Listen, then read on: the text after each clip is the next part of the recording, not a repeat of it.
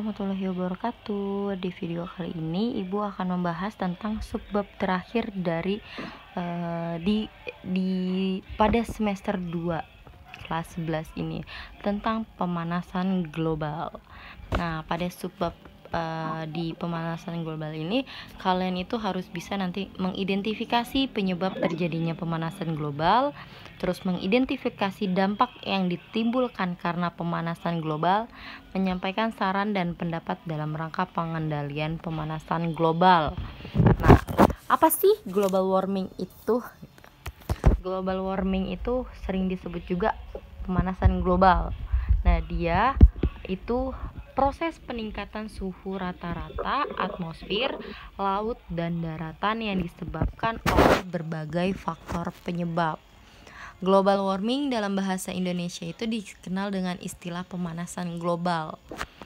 Di sini ada Intergovernmental Panel on Climate Change atau IPCC menyimpulkan bahwa faktor penyebab terbesar global warming adalah peningkatan konsentrasi gas-gas rumah kaca akibat aktivitas manusia. Apa aja sih gitu kan? Apa aja sih gas-gasnya yang termasuk di dalam gas rumah kaca gitu? Nah, gas-gas itu termasuk gas rumah kaca terbanyak itu adalah uap air dan karbon dioksida atau CO2. Gas rumah kaca yang meningkat paling banyak karena ulah manusia adalah metana atau CH4, nitrogen oksida atau N2O, dan CFC, klorofluorokarbon ya, atau sering disebut freon. Nah, klorofluorokarbon itu dia termasuk di dalamnya itu ada karbon, klorin, dan fluorin. Biasanya itu dia ada di mesin pendingin seperti kulkas. Nah, seperti itu. Tadi IPCC itu IPCC itu menyimpulkan bahwa sebagian besar peningkatan suhu rata-rata global itu sejak pertengahan abad ke-20 kemungkinan besar disebabkan oleh meningkatnya konsentrasi gas-gas rumah kaca akibat aktivitas manusia melalui efek rumah kaca. Nah, IPCC ini sering disebut juga panel antar pemerintah tentang perubahan iklim yang didirikan oleh dua organisasi PBB, yaitu World Meteorological Organization atau WMO dan United Nations Environment Program atau UNEP pada tahun 1988. Dengan meningkatnya suhu global akibat global warming, maka akan menyebabkan perubahan lain yang mengikuti. Nah, seperti naiknya permukaan air laut, meningkatnya intensitas fenomena cuaca ekstrim, hilangnya gletser, dan punahnya berbagai hewan. Nah, berikut penjelasan tentang efek rumah kaca. Rumah kaca itu merupakan proses pemanasan permukaan suatu benda langit, terutama planet atau satelit, yang disebabkan oleh komposisi dan keadaan atmosfernya. Nah, tersedia gambar, yaitu ada urutan pertama, kedua, ketiga, dan keempat. Itu masing-masing ada penjelasannya. Yaitu dari yang pertama. Dari urutan yang pertama adalah sinar matahari. Ya, sinar matahari sampai ke permukaan bumi setelah melalui atmosfer bumi. Nah, atmosfer bumi ini berfungsi menyaring, menyerap, dan memantulkan radiasi sinar matahari yang datang kepadanya. Bumi itu memantulkan rata-rata 30% dari radiasi sinar matahari. 2/3-nya atau sekitar 20% itu dipantulkan oleh awan. 6% dihamburkan oleh partikel-partikel udara, dan 4% dipantulkan oleh permukaan bumi. Nah, seperti yang ditunjukkan pada gambar, melalui penyaringan, penyerapan, dan pemantulan, hanya setengah dari radiasi matahari yang diserap oleh permukaan bumi. Bebatuan, tanah, dan air menyerap energi radiasi matahari yang sampai kepadanya sehingga daratan menjadi hangat.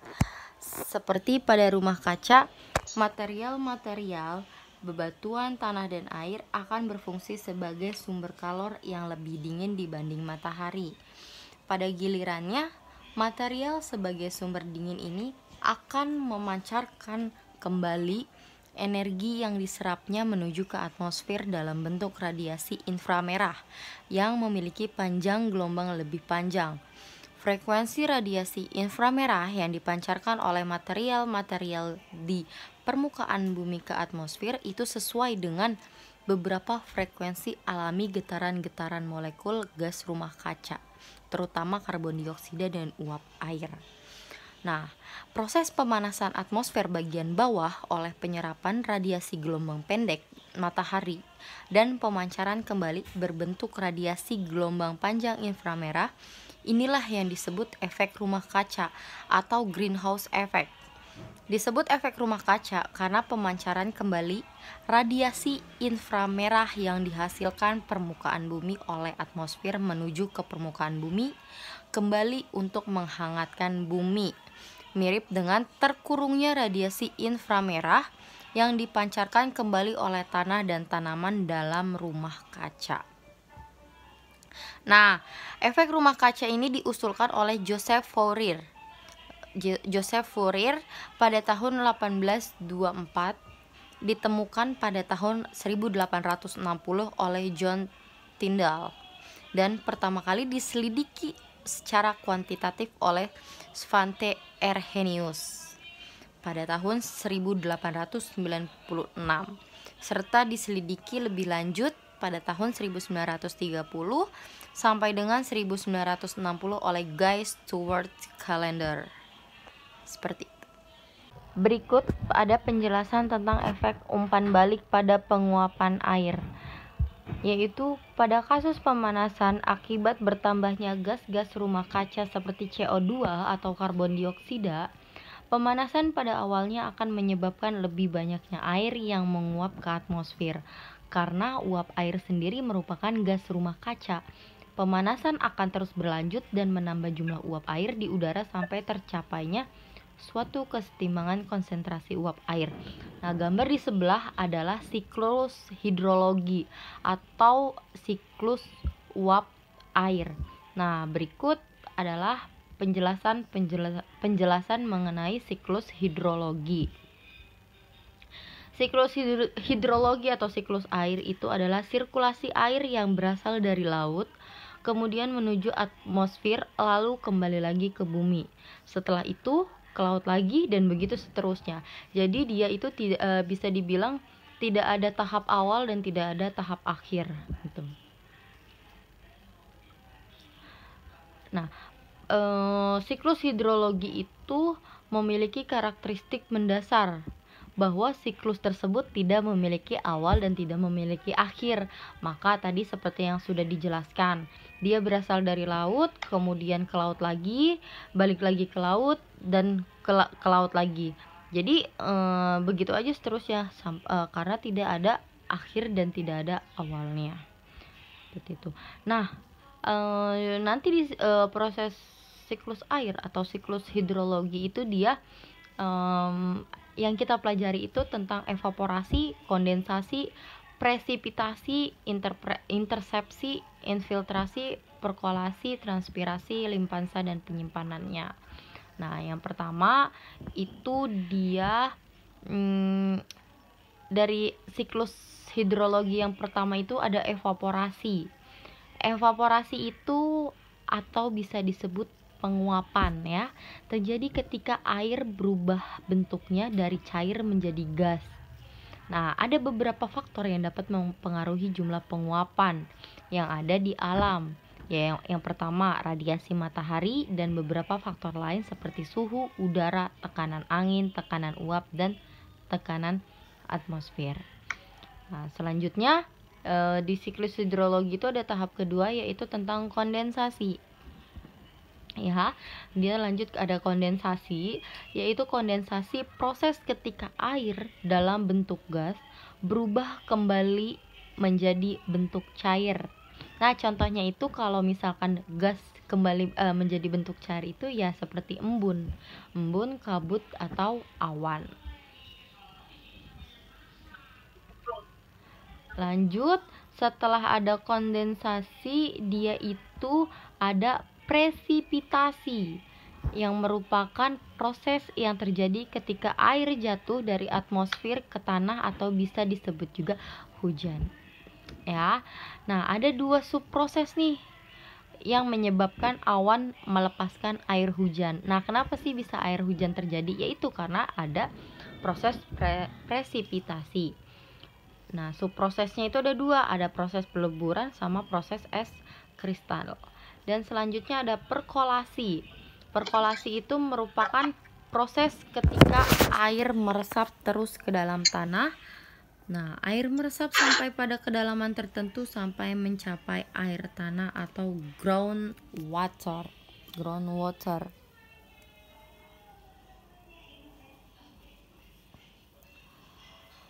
Selanjutnya ada transpirasi. Transpirasi itu proses evaporasi atau penguapan air yang terkandung dalam tumbuhan terjadi terutama pada siang hari. Dan selanjutnya untuk mencapai tingkat terakhir yaitu ada limpasan atau runoff. Aliran air di atas permukaan tanah melalui sungai atau parit sampai menuju ke laut. Faktor ini mencakup limpasan permukaan dan juga limpasan saluran. Dan yang terakhir itu ada penyimpanan. Penyimpanan tentu sesuai namanya, yaitu air yang tersimpan di bumi. Ada 3 lokasi penyimpanan air. Yang pertama, air di bumi, air di atmosfer, dan air di permukaan bumi, dan air di dalam tanah. Nanti dengan proses yang terjadi pada siklus hidrologi ya, setelah terjadinya proses siklus hidrologi itu ternyata ada lagi terjadi siklus yang dapat dibedakan menjadi 3. Pokoknya setelah terjadinya siklus hidrologi, dia ada yang namanya siklus pendek, siklus sedang, dan siklus panjang. Nah, apa aja sih dampak dari pemanasan global? Yang pertama itu ada iklim mulai tidak stabil.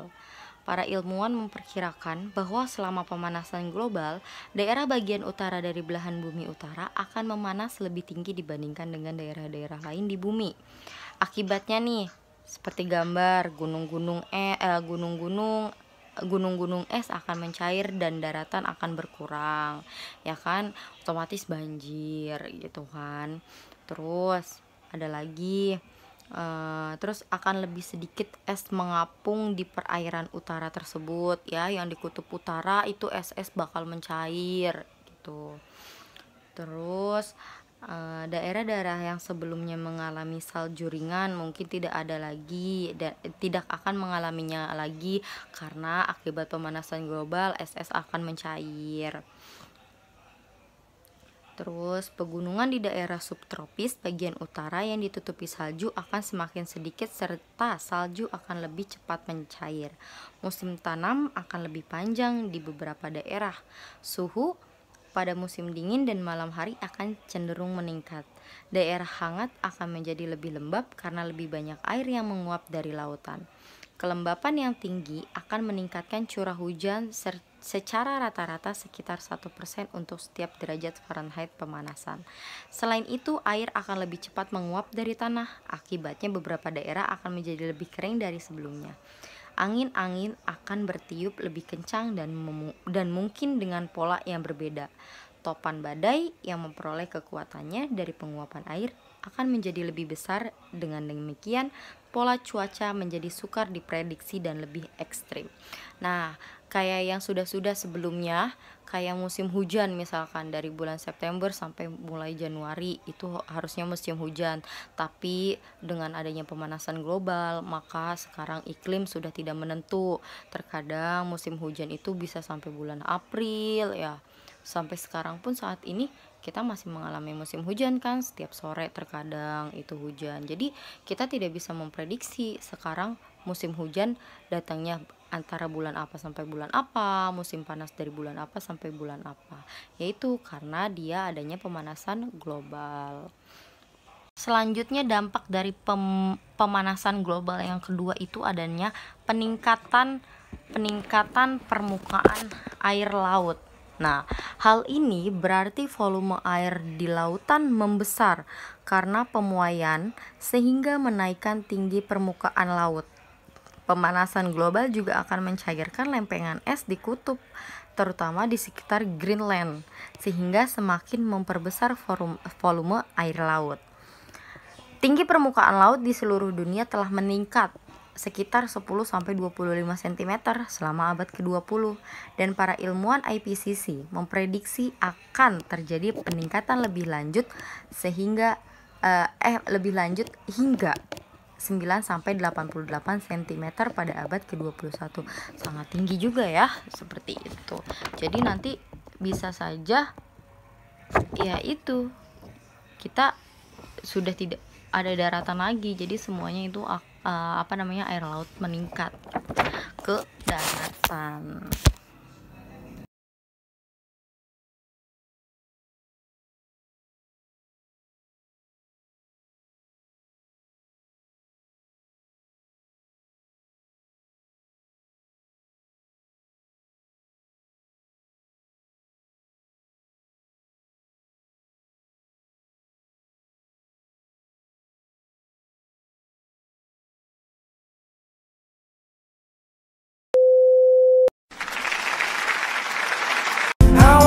To the bone,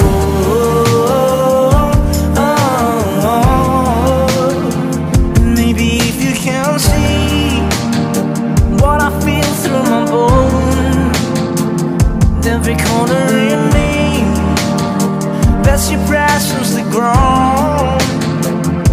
Maybe I let you in hope by saying how I feel, but I didn't mean it.